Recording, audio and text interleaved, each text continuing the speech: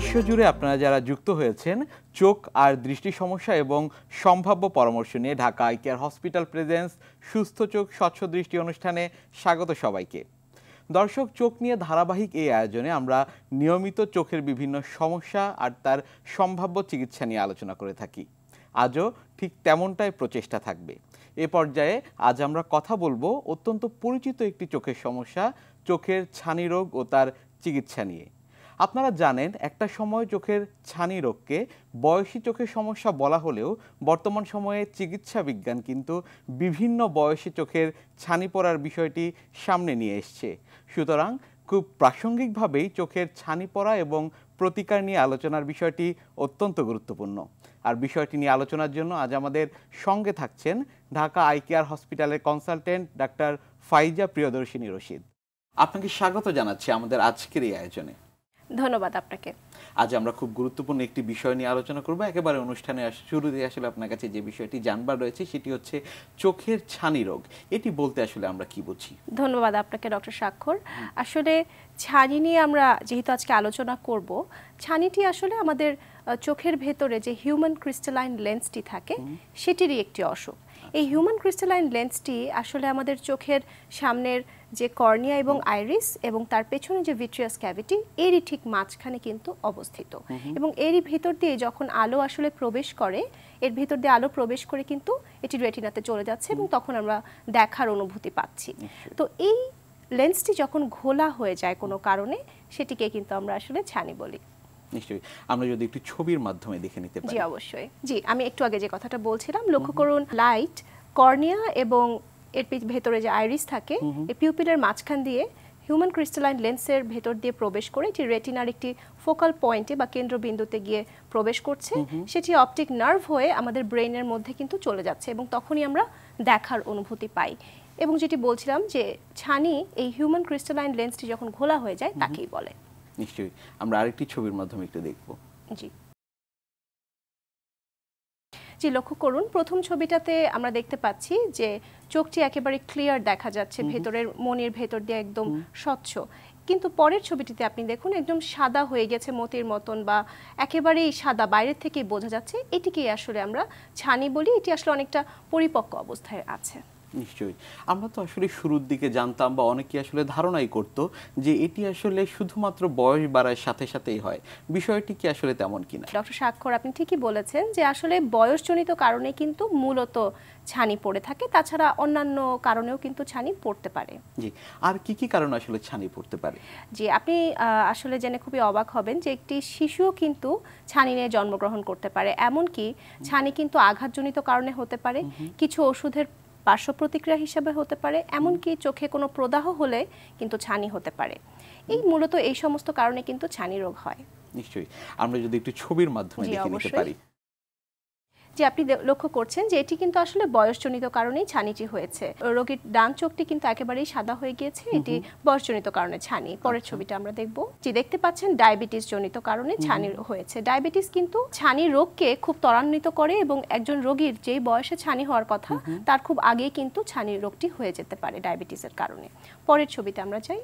যে এখানে দেখতে পাচ্ছেন যে একটি আঘাতজনিত ছানি। প্রথম ছবিটিতে দেখতে পাচ্ছেন একেবারে ফুলের মতন দেখতে হয়ে গেছে, এটাকে আমরা বলি ফ্লোরেট ক্যাটারাক্ট। পরের ছবিটিতে দেখতে পাচ্ছেন যে ওখানেও কিন্তু একটি ছানি পড়েছে, সেই সাথে কিন্তু আইরিডো ডায়ালাইসিস, অর্থাৎ চোখের ভেতরে যে আমাদের যে মনিটা বা আইরিসটা থাকে সেটিও কিন্তু ছিঁড়ে গিয়েছে। পরের ছবিতে আমরা যাই। ইলেকট্রিক শক লাগলেও কিন্তু ছানি হতে পারে। সেক্ষেত্রে আসলে জন্মগত ছানি বা শিশুদের ক্ষেত্রে ছানি কেন পড়ছে? শিশুদের ক্ষেত্রে কিন্তু ছানি পড়ার বিষয়টি একটু আলাদা। যেমন একটি শিশু, আমি প্রথমেই বলেছিলাম যে জন্ম থেকেই কিন্তু ছানি রোগটি নিয়ে জন্মগ্রহণ করতে পারে। যেমন ধরুন, একজন শিশুর যদি তার মায়ের পেটে থাকা অবস্থাতে তার মায়ের যদি কিছু ইনফেকশন হয়ে থাকে, যেমন রুবেলা বা মিজলস এই ধরনের বা হার্পিস এই ধরনের ইনফেকশন যদি হয়, সেই ক্ষেত্রে কিন্তু শিশুর চোখে ছানি পড়তে পারে। এমনকি কিছু শিশু স্বাভাবিকভাবে জন্মানোর পরের কয়েক বছর পরেও কিন্তু তাদের চোখে ছানি পড়তে পারে। সেটিকে আমরা বলে থাকি ডেভেলপমেন্টাল ক্যাটারাক্ট, এবং জন্মগত ছানিকে আমরা বলি কনজেনিটাল ক্যাটারাক্ট। আমরা ছবি দিয়ে একটু দেখব। লক্ষ্য করুন, এখানে কিন্তু এই শিশুটির দুটি চোখেই কিন্তু ছানি আছে। এই ছানিটি কিন্তু আসলে জন্মগত ছানি। পরের ছবিতে আমরা একটু যাই। এই শিশুটিরও দুই চোখে ছানি আছে, কিন্তু এই শিশুটির পরবর্তী বয়সে গিয়ে ছানিটি হয়েছে। তো এটাকে আমরা বলছি ডেভেলপমেন্টাল ক্যাটারাক্ট। এই যে একেবারে ছোট বয়স থেকে ছানির সমস্যা রয়েছে, সেক্ষেত্রে আসলে আপনারা যারা আসেন রোগীদের সাথে তাদেরকে কাউন্সিলিংটি কিভাবে করেন এবং চিকিৎসা পদ্ধতি আসলে কি কি রয়েছে? বাবা মারা যখন আমাদের কাছে শিশুদেরকে নিয়ে আসেন, আমরা কিন্তু প্রথমেই তাদেরকে এই কাউন্সিলিংটি করি যে আপনার শিশুর চোখে যেহেতু ছানি পড়েছে, এই ছানির কিন্তু কোনো ওষুধ দিয়ে চিকিৎসা হবে না। অবশ্যই এই ছানিটিকে কিন্তু বের করে নিয়ে এসে একটি পরিষ্কার লেন্স সেখানে বসিয়ে দিতে হবে। কিন্তু শিশুদের ছানির বিষয়ে একটু আলাদা ব্যাপার আছে। যেমন 2 বছরের আগে আমরা শিশুদেরকে চোখে ছানির অপারেশনের পরে লেন্স দেই না, 2 বছর বয়সের পরে আমরা শিশুদেরকে চোখে অপারেশন করে লেন্স দেই। সেক্ষেত্রে যে সমস্ত শিশুদের বয়স 2 বছরের কম থাকে তাদের আরেকটি অপারেশন করে চোখে লেন্স বসাতে হয়। তাছাড়া যাদের বয়স 2 বছরের বেশি তাদের একই সাথে ছানি অপারেশন করে লেন্স বসিয়ে দেওয়া হয়। আমরা যদি একটু ছবির মাধ্যমে দেখে নিতে পারি। জি অবশ্যই। জি লক্ষ্য করুন ডান দিকের যে ছবিটি, এখানে আসলে একটি ক্যাটারাক্ট রয়েছে বা ছানি যেটি আমরা বলছিলাম। পরের ছবিটিতে দেখুন যে অপারেশন করার পরে কিন্তু একদম ক্লিয়ার দেখা যাচ্ছে এবং ভিতরে একটি ইন্ট্রাঅকুলার লেন্স আমরা বসিয়ে দিয়েছি এবং তারই ভেতর দিয়ে কিন্তু আমরা আসলে রেটিনার যে ফান্ডাল গ্লোটা বা লাল যে আভাটা দেখা যায় সেটা কিন্তু আমরা দেখতে পাচ্ছি। নিশ্চয়ই। অপারেশন করবার পর আসলে সেক্ষেত্রে ফলো আপটি আপনারা কিভাবে নিশ্চিত করেন? জি অবশ্যই। শিশুর যখন ছানি অপারেশন হচ্ছে এর পরবর্তীতে কিন্তু আমরা শিশুটিকে তার পরদিনই দেখি, বা যে কোনো ছানি অপারেশনের পরে কিন্তু আমরা রোগীদেরকে তার পরদিন একবার দেখি, 7 দিন পর একবার দেখি, তারপরে 30 দিন পরে একবার দেখি এবং প্রতি 6 মাস পর পর কিন্তু আমরা দেখি। এবং শিশুদের বিষয়টি কিন্তু আরও অনেকটা স্পর্শকাতর, কারণ শিশুদের কিন্তু অ্যাম্বলায়োপিয়া বা অলসতা ডেভেলপ করার অনেক বেশি সম্ভাবনা থাকে। সেই জন্য প্রত্যেকটি শিশুকে ছানি অপারেশনের পরেও প্রতি 6 মাস পর পর আমরা দেখি যে সেই শিশুটির চশমা লাগছে কিনা বা সেই শিশুটির দৃষ্টিশক্তিটা ঠিকমতো তৈরি হচ্ছে কিনা, এই বিষয়টি কিন্তু আমরা লক্ষ্য রাখি। তাছাড়াও যাদের চোখে ছানি পড়ে যে সমস্ত শিশুদের, তাদের কিন্তু চোখের পিছনে রেটিনায় বিভিন্ন ধরনের ত্রুটি থাকতে পারে, সেই বিষয়টিও আমরা অপারেশনের পরে লক্ষ্য রাখি। নিশ্চয়ই, ধন্যবাদ আপনাকে। চোখের ছানি অপারেশনের কি কি পদ্ধতি রয়েছে আমাদের দেশে? জি অবশ্যই, আমরা একটি ছবি দিয়ে দেখিয়ে দিচ্ছি। প্রথম ছবিটিতে আপনি দেখতে পাচ্ছেন যে এখানে এক্সট্রা ক্যাপসুলার ক্যাটারাক্ট সার্জারি। এখানে কিন্তু দেখা যাচ্ছে যে একটি বড় ইনসিশন দিয়ে, অর্থাৎ অলমোস্ট 9 থেকে 10 মিলিমিটার একটি বেশ বড় ইনসিশন দিয়ে আমরা আস্ত ছানিটিকে বের করে নিয়ে আসি এবং পরবর্তীতে এখানে কিন্তু সেলাই লাগে। পরের ছবিটিতে আমরা যাই। পরের ছবিটিতে আমরা দেখতে পাচ্ছি যে এখানে স্মল ইনসিশন ক্যাটারাক্ট সার্জারি অর্থাৎ SICS আমরা যেটিকে বলি। এখানে কিন্তু ইনসিশন সাইজটাকে আরেকটু কমিয়ে নিয়ে এসে 6 মিলিমিটার আমরা একটি ইনসিশন দেই এবং সেখানে কিন্তু একটি টানেল ইনসিশন হয়। এই টানেল ইনসিশনের সুবিধা হলো যে আমরা আস্ত ছানিটিকে যখন বের করে নিয়ে আসছি, পরবর্তীতে কিন্তু কোনো সেলাই লাগছে না। এবং পরের ছবিটি আমরা দেখব। কালের বিবর্তনে এখন সবচেয়ে লেটেস্ট যে টেকনোলজি, সেটিকে আমরা বলছি ফ্যাকো ইমালসিফিকেশন। ফ্যাকো ইমালসিফিকেশন এমন একটি পদ্ধতি যেখানে আসলে আমরা খুবই ছোট্ট একটি ফুটা অর্থাৎ 2.4 থেকে 2.8 মিলিমিটার একটি ইনসিশন দিয়ে চোখের ভেতরের লেন্সটিকে গলিয়ে একেবারে ভেতর থেকে আমরা লেন্সটিকে বের করে নিয়ে এসে সেই ছোট্ট ফুটার ভেতর দিয়ে কিন্তু আমরা একটি ফোল্ডেবল লেন্স আমরা বসিয়ে দিচ্ছি।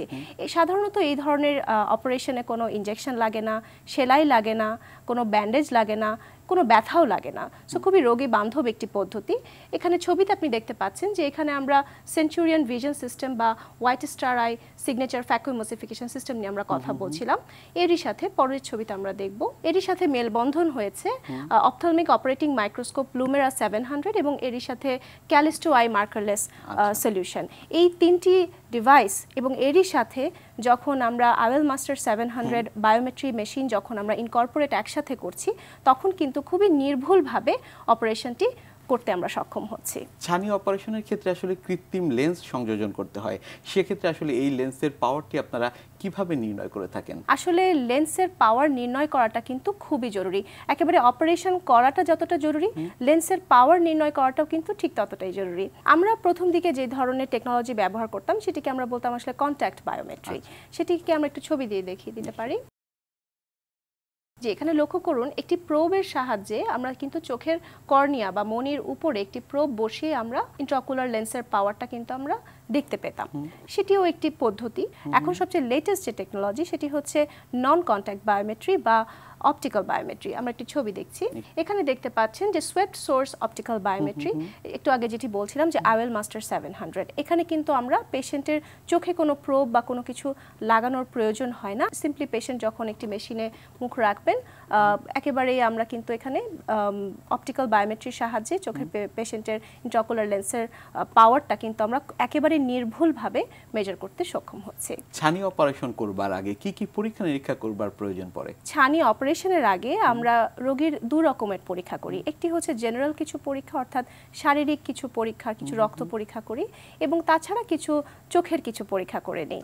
শারীরিক পরীক্ষার মধ্যে কিন্তু আমরা প্রথমেই একটু রোগীর ব্লাড সুগারটা কেমন আছেন, তিনি যদি ডায়াবেটিক হয়ে থাকেন আগের থেকেই, তো সেই ক্ষেত্রে আমরা শুধুমাত্র আরবিএস না, সেই সাথে আমরা HbA1c বা গড় ব্লাড সুগারটি কেমন আছে সেটিও আমরা একটু দেখে নিই। তাছাড়া পেশেন্টের ব্লাড হাইপারটেনশন আছে কিনা বা ব্লাড প্রেশারের সমস্যা আছে কিনা সেটিও আমরা দেখি। তাছাড়া পেশেন্টের কিডনির জনিত কোনো সমস্যা আছে কিনা বা হার্টের কোনো সমস্যা আছে কিনা, এই বিষয়গুলো কিন্তু আমরা প্রথমেই দেখে নিই এবং সেগুলোকে আগে আমরা কন্ট্রোল করে নিই। তাছাড়া পরবর্তীতে আমরা চোখেরও কিছু পরীক্ষা নিরীক্ষা করি। যেমন একজন রোগী যখন আসেন, প্রথমে আমরা রোগীর চোখের দৃষ্টিশক্তিটা কেমন বা ভিশনটা কেমন, ভিজুয়াল অ্যাকুইটিটা কেমন, সেটি আগে আমরা দেখে নিই। তারপরে আমরা পেশেন্টকে একটি স্লিট ল্যাম্প মেশিনে বসিয়ে আমরা পেশেন্টের চোখের কর্নিয়া কেমন আছে, তার কোনো আইলিডের কোনো ডিজিজ আছে কিনা, কেরাটোকোনাস নামের কোনো ডিজিজ আছে কিনা, এই ধরনের বিষয়গুলোকে আমরা বাদ দিয়ে নিই। এবং অবশ্যই আমরা ছানিটি আসলে কোন ধরনের ছানি বা তার গ্রেডিংটি বা স্টেজিংকে আমরা কিন্তু সেই সাথে করে নিই। তাছাড়াও এর পরবর্তীতে আমরা চোখের রেটিনা দেখি, সেই সাথে আমরা চোখের প্রেশারটিও কিন্তু আমরা দেখে নিই। এবং একটু আগে যেটি বলছিলাম যে অবশ্যই ইন্ট্রাঅকুলার লেন্সের যে পাওয়ারটি সেটিও কিন্তু আমাদের দেখে নিতে হয় বায়োমেট্রির সাহায্যে। আমরা অনেক সময় আসলে দেখি যে চোখের ছানি পড়ার রোগ রয়েছে, কিন্তু সঠিক সময়ে চিকিৎসকের কাছে আসছে না। কখন আসলে আসা প্রয়োজন এবং না আসলে কি কি সমস্যা হতে পারে সেই বিষয়টি নিয়েও কথা বলবো, তবে ছোট একটি বিরতি থেকে ফিরে এসে। অবশ্যই দর্শক, ছানি রোগ ও তার চিকিৎসা নিয়ে আলোচনা হচ্ছে Dhaka eye care hospital presence সুস্থ চোখ স্বচ্ছ দৃষ্টি অনুষ্ঠানে ঢাকা আই কেয়ার হসপিটালের কনসালটেন্ট ডাক্তার ফাইজা প্রিয়দর্শিনী রশিদের সাথে। এই আলোচনায় আমরা ফিরব সংক্ষিপ্ত সময়ের বিরতি শেষে। সঙ্গেই থাকবেন।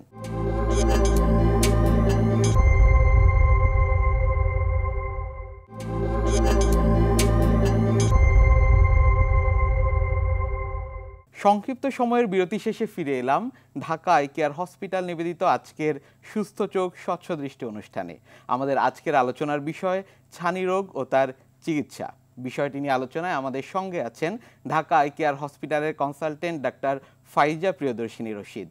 ফিরছি আলোচনায়। বিরতিতে যাবার আগে আপনার সাথে কথা হচ্ছিল চোখের ছানি পড়া সমস্যাটি নিয়ে। অনেকগুলো বিষয় শুনছিলাম, চিকিৎসা পদ্ধতি নিয়েও জানছিলাম। অনেকে যেটি করেন যে সঠিক সময়ে চিকিৎসকের কাছে আসেন না এই ছানি পড়া সমস্যা নিয়ে। সঠিক সময়ে যদি চিকিৎসকের শরণাপন্ন না হন, পরবর্তী জীবনে আসলে কি কি সমস্যা হতে পারে? অনেক ধন্যবাদ এই প্রশ্নটি করার জন্য। এটি আসলে খুবই একটি প্রাসঙ্গিক প্রশ্ন, কারণ রোগীরা যখন আমাদের চেম্বারে ছানি নিয়ে আসেন এবং প্রথমবার যখন ওনারা জানতে পারেন যে ওনাদের চোখে ছানি রোগটি আছে, ওনারা প্রথমেই কিন্তু একটু আতঙ্কিত হন বা ভয় পান, এবং তখনই কিন্তু আমরা একটু কাউন্সেলিং করি বা ওনাদেরকে একটু অভয় দিই যে এই অপারেশন করাটা কিন্তু কোনো কঠিন কোনো কাজ না। এটি করতে মাত্র 10 মিনিট সময় লাগে, কোনো ইনজেকশন লাগে না, কোনো ব্যথা লাগে না, কোনো স্টিচ লাগে না, খুবই অল্প সময় এবং খুবই রোগী বান্ধব একটি পদ্ধতি, আমি একটু আগে যেটি বলছিলাম। কিন্তু তারপরেও অনেক রোগীরা আসলে ভয় পান বা তাদের আসলে সচেতনতাটা থাকে না বলেই কিন্তু ওনারা অপারেশনটি সঠিক সময় করেন না। এবং যেটি বলছিলেন যে সঠিক সময় অপারেশন না করলে কি ধরনের সমস্যা হতে পারে, হ্যাঁ অবশ্যই, যদি ছানিটি একসময় অনেক দিন যাবৎ থাকে এবং সেটি পাকতে পাকতে একসময় এত বেশি সাদা বা পাথরের মতো হয়ে যায়, একসময় কিন্তু সেই ছানিটি থেকে হঠাৎ করে প্রেশার বেড়ে গিয়ে চোখে কিন্তু লেন্স ইনডিউসড গ্লোকোমা কিন্তু হয়ে যেতে পারে। আমি একটি ছবি দিয়ে বুঝিয়ে দিচ্ছি। জি, লক্ষ্য করুন, প্রথম ছবিটিতে দেখতে পাচ্ছেন যে খুবই পরিপক্ক অবস্থাতে একেবারে সাদা হয়ে গেছে একটি ছানি। পরের ছবিতে আমরা দেখতে পাচ্ছি যে এই ছানিটি কিন্তু আস্তে আস্তে আমাদের চোখের সামনে যে আইরিস থাকে সেটিকে কিন্তু চাপ প্রয়োগ করছে এবং হঠাৎ করে কিন্তু প্রেশার বাড়িয়ে দিয়ে প্রচণ্ড লাল হয়ে প্রচণ্ড ব্যথা, এমনকি রোগীর প্রচণ্ড পেটে ব্যথা, মাথায় ব্যথা, এমনকি রোগী বমি করতে করতে আমাদের চেম্বারে আসেন এবং অনেক সময় ওনারা মেডিসিন স্পেশালিস্টের কাছে যান এই ভেবে যে হয়তো ওনাদের পেটের কোনো গোলযোগ হয়েছে। পরবর্তীতে একজন ডাক্তার তখন বলেন যে না, আপনার আসলে পেটের সমস্যা না, এটি কিন্তু চোখের থেকে হয়েছে এবং সেটি দীর্ঘদিন ছানি পুষে রাখার ফলেই হয়েছে। তাছাড়াও দীর্ঘদিন ছানি পুষে রাখতে কিন্তু অপারেশনের ঝুঁকি জটিলতাও বাড়তে পারে। অনেকে আসলে যেটি জানতে চান যে ছানি অপারেশনের সঠিক সময় আসলে কোনটি? জি অবশ্যই। এরই সাথে এই প্রশ্নটি যেহেতু চলে আসে, সঠিক সময়ে আসলে অপারেশনটি তখনই করা উচিত যখন একজন রোগীর দৈনন্দিন জীবনে কিন্তু ব্যাহত হচ্ছে। প্রথমেই আপনি 40 বছর বয়সের পরে অবশ্যই একজন চোখের ডক্টরের কাছে এসে দেখিয়ে যাবেন যে আপনার চোখটি কেমন আছে, এবং যখনই একজন চোখের ডাক্তার আপনাকে বলবেন যে আপনার একটু একটু করে ছানি আসছে, আপনি তার কাছে নিয়মিত অবশ্যই ফলো আপে থাকবেন। এবং যখন আপনি জানেন যে আপনার ছানি আছে, ডক্টর যখন বলবে যে আপনার ছানি অপারেশনটি করে ফেলা উচিত, তখন করে ফেলাই ভালো। তাছাড়া আপনার যখন মনে হচ্ছে যে আপনি একটু একটু করে দেখতে পাচ্ছেন না, সেই সময়ও করতে পারেন। তবে কিছু কিছু ছানি আছে, যেমন পোস্টেরিয়র সাবক্যাপসুলার ক্যাটারাক্ট বা পোস্টেরিয়র পোলার ক্যাটারাক্ট, এটি কিন্তু অল্প অবস্থাতে থাকলেও চোখের দৃষ্টিশক্তিকে অনেক বেশি আক্রান্ত করায়, কিন্তু এই অপারেশনটি প্রথমে করে ফেলাই ভালো। তাছাড়াও কিছু পেশা আছে, যেমন একজন পেশাদার গাড়ি চালক বা পাইলট, তাদের ক্ষেত্রে কিন্তু ছানি বেশি দিন পুষে রাখা মোটেও কোনো বুদ্ধিমানের কাজ না। প্রথম দিকেই ছানি অপারেশন করে ফেললে তাদের জন্য ভালো। ছানি অপারেশনের অনেক প্রকার লেন্স রয়েছে, আপনার কাছে আসলে সেই বিষয়টি সম্পর্কে বিস্তারিত জানতে চাই। লেন্স আসলে বেশ কয়েক প্রকারই আছে। প্রথমে যেটি বলেছিলাম যে হাতে কেটে যে অপারেশনটি করতে হয়, স্মল ইনসিশন ক্যাটারাক্ট সার্জারি, সেখানে কিন্তু আমরা আসলে একটি পিএমএমএ লেন্স বা হার্ড লেন্স কিন্তু আমরা সেখানে ব্যবহার করি। তাছাড়া আরেক রকম লেন্স আছে, সেটিকে আমরা আসলে বলি ফোল্ডেবল লেন্স। পরবর্তীতে ফ্যাকো ইমালসিফিকেশনে কিন্তু আমরা ফোল্ডেবল লেন্সেরই বেশি ব্যবহার করে থাকি।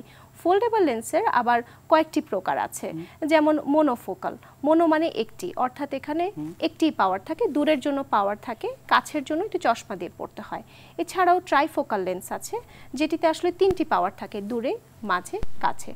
সাধারণত এখানে রোগীদের চশমা পড়তে হয় না। আরেকটি লেন্স আছে যেটিকে আমরা বলি এক্সটেন্ডেড ডেপথ অফ ফোকাস। একটিতে দূরে পাওয়ার থাকে, এমনকি ইন্টারমিডিয়েট ডিস্টেন্স যারা কম্পিউটারে বেশি কাজ করেন সেখানেও কিন্তু পাওয়ার থাকে, কাছের জন্য একটি চশমা লাগে। তাছাড়াও আরেক রকমের লেন্স আছে, যেমন টরিক লেন্স। এই টরিক লেন্সটি কিন্তু যাদের সিলিন্ডার পাওয়ার আছে সেখানে কিন্তু আমরা দিতে পারি। অনেকে আসলে যেটি জানতে চান বা অনেকে আসলে চিকিৎসা করবার পরও আসলে জানতে চান যে এই যে ছানি অপারেশন করা হলো, পুনরায় আসলে ছানি পড়ার সম্ভাবনা রয়েছে কিনা। আসলে ছানি যখন আমরা অপারেশন করি, তার ভিতরে কিন্তু আমরা একটি লেন্স বসিয়ে দিই, সেখানে আসলে ছানির আর কোনো কিছু থাকে না। কিন্তু কিছু কিছু ক্ষেত্রে, সবার ক্ষেত্রে না, খুবই অল্প কিছু সংখ্যক রোগীর ক্ষেত্রে কিন্তু চোখের পিছনে যে আমাদের ক্যাপসুলটা থাকে সেটি একটু আস্তে আস্তে ঘোলা হয়ে যেতে পারে। সেটিকে আমরা বলি পোস্টেরিয়র ক্যাপসুলার ওপ্যাসিফিকেশন বা আফটার ক্যাটারাক্ট। সেটি কিন্তু খুবই সহজেই আমরা লেজার রশ্মির সাহায্যে একটি মেশিনে বসিয়ে কিন্তু সেটিকে আমরা পরিষ্কার করে দিতে পারি, এবং সেটির জন্য কিন্তু একজন রোগীর কিন্তু অবশ্যই হাসপাতালে ভর্তি হওয়ার কোনোই প্রয়োজন নেই, এবং ইনজেকশন, সেলাই বা ব্যথার কোনো বিষয় নেই। জাস্ট আপনি একজন ডাক্তারের চেম্বারে আসবেন, উনি আপনাকে একটি মেশিনে বসিয়ে করে দিবেন, 5 থেকে 6 মিনিট সময় লাগে, আপনি বাড়িতে চলে যাবেন। খুবই রোগী বান্ধব একটি পদ্ধতি। আমি একটি ছবি দেখাচ্ছি, যে লক্ষ্য করুন যে ডান দিকের ছবিটাতে কিন্তু আপনি দেখতে পাচ্ছেন যে লেন্সের পিছনের জায়গাটি কিন্তু একটু ঘোলা হয়ে গিয়েছে, এবং তার পাশের ছবিটিতে আপনি দেখবেন যে আমরা কিন্তু মাঝখানের জায়গাটিকে কিন্তু সুন্দর করে লেজার দিয়ে পরিষ্কার করে দিয়েছি, সেজন্য কিন্তু আর জায়গাটি কিন্তু আর ওপ্যাসিফাইড নাই, সো রোগী কিন্তু সুন্দরভাবে দেখতে পাবে। লেন্স বসাবার পর পুনরায় আসলে আবার লেন্স বসানোর প্রয়োজন হয় কিনা? জি, খুবই ভ্যালিড এই প্রশ্নটাও, খুবই সুন্দর একটি প্রশ্ন।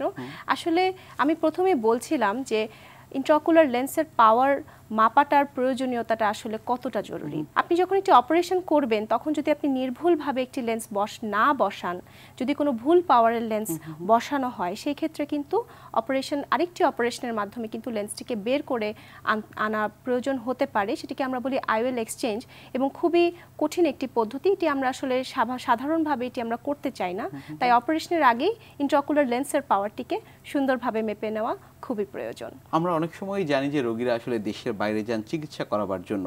ঢাকা আই কেয়ার হসপিটাল এই ছানির চিকিৎসা পদ্ধতি কিভাবে আপনারা এই সুশৃঙ্খলভাবে নিশ্চিত করছেন? জি, ধন্যবাদ। আসলে এতক্ষণ যাবত আমি যেই সমস্ত পরীক্ষা নিরীক্ষা এবং যেই সমস্ত মেশিনের কথা আমি বলছিলাম, সেই সমস্ত কিছু কিন্তু ঢাকা আই কেয়ার হসপিটালে কিন্তু আছে, এবং আমরা প্রতিদিনই রোগীদের এই সমস্ত জিনিসের মাধ্যমে কিন্তু চিকিৎসা দিয়ে যাচ্ছি, এবং এর জন্য কিন্তু অবশ্যই আপনাদের বাইরে যাওয়ার কোনোই প্রয়োজন নেই। ঢাকা আই কেয়ার হসপিটাল আপনাদের এই সমস্ত চিকিৎসা নিশ্চিত করে। নিশ্চয়ই।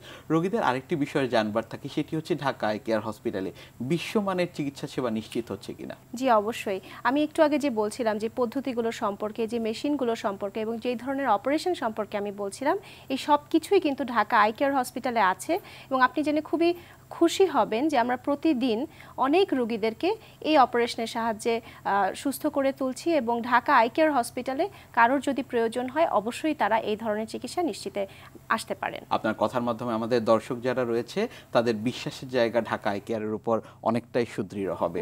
অনেক ধন্যবাদ আপনাকে আমাদের আজকের এই অনুষ্ঠানে আসবার জন্য। আপনাকেও অনেক ধন্যবাদ। আরটিভির সকল কলাকুশলী এবং আরটিভিকেও অনেক ধন্যবাদ। দর্শক, একজন অভিজ্ঞ চিকিৎসক যখন উপসর্গ বা লক্ষণ দেখে চোখের সমস্যা নিশ্চিত করেন তখন অবশ্যই সে অনুযায়ী আক্রান্ত ব্যক্তিকে সঠিক চিকিৎসাটি কিন্তু নিতে হবে। চোখসহ শরীরের যে কোনো অংশের চিকিৎসা নিয়ে অবহেলা করা যাবে না কোনোভাবেই। অসময়ে অকালে দৃষ্টি হারানো থেকে রক্ষা পেতে সঠিক সময়ে প্রয়োজনীয় চিকিৎসাটি গ্রহণ করতে হবে। নিজেকে আর নিজের চারপাশকে সুস্থ ও স্বচ্ছ রাখতে হবে, তবেই জীবন হয়ে উঠবে আলোকিত এবং আনন্দময়। সবার জন্য সুস্থ, সতেজ, স্বস্তিময় জীবনের প্রত্যাশা রেখে আজ বিদায় নিচ্ছি। সবার জন্য শুভকামনা।